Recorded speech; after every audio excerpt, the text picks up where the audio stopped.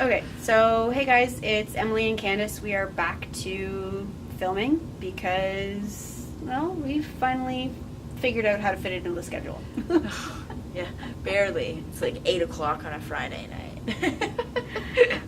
One kid might be screaming for dad to go to bed. The others are, well, we're not really sure. No.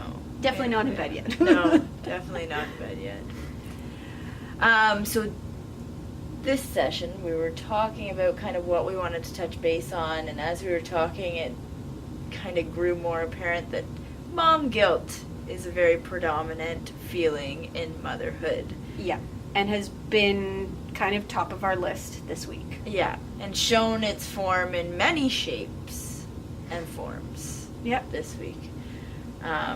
Even from just like taking 1 minute to yourself, really, and then feeling guilty because really there's no reason why you don't need to take your kid other than to treat yourself to that minute of... Yeah, the idea of going to do my groceries, I said it already in my Insta stories because I took the time to sit in the parking lot and Insta story. Yeah. But I had the child in my back seat. So the mom guilt doesn't kick in because the child is within close proximity. Yeah. And that's what it is. It's crazy. It's like a magnetic pull. Well, and so I had the opportunity. I'd been talking about it for 3 days. Ryan was like, "Okay, cool, you go do your groceries by yourself." And it's like, well, I really have nothing else to do the rest of the week. Do I have to do the groceries by myself, or can I take her with me and make that kind of an outing for the day? Yeah. And didn't take him up on it. Mm-hmm. Now, I kick myself because I should have, but I felt I'd like so to bad. add she has 1 kid and just 1 on the way right now. And I said, that'll be a lesson learned after your 2nd child. As my husband, as I said, turns to me and says, "Oh, I got this car wash and didn't use it." And I said, "Yep." Gone. Out the door. And found the longest line to sit in. Yeah. Sat in the longest line I could find that. And it took a half hour. And it was the best half hour I've spent all week. All week. Yep. But it's like, there's one of the accounts I follow, she talks about, taking that mom break, doing something for yourself and not feeling guilty about it. And it's so friggin' hard. It is really hard because you go out of your way to take that time for yourself, and then that uncontrollable feeling of guilt.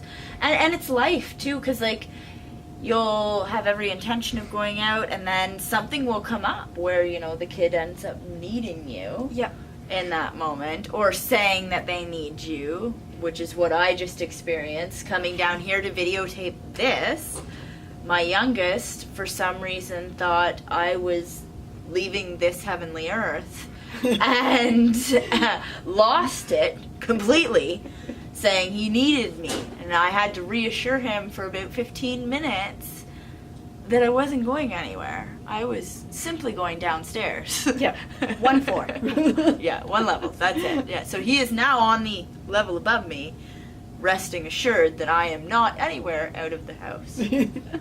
Still within reach if the movie needs to be changed, or we need a snack update, or whatever any new blanket, whimsical something. Need that may arise. New Pokemon card. Yeah, I am within shouting distance, and that's all they need, apparently.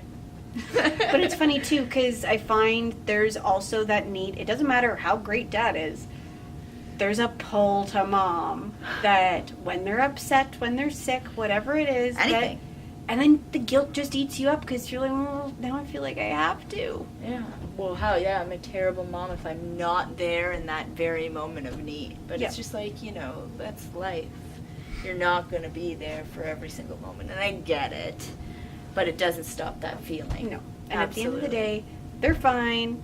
Dad's totally capable. Mm-hmm. Everyone's going to live. Mm-hmm. Everyone's going to make it through the 15 minutes, night out, whatever it is. But it is terrible. It is terrible.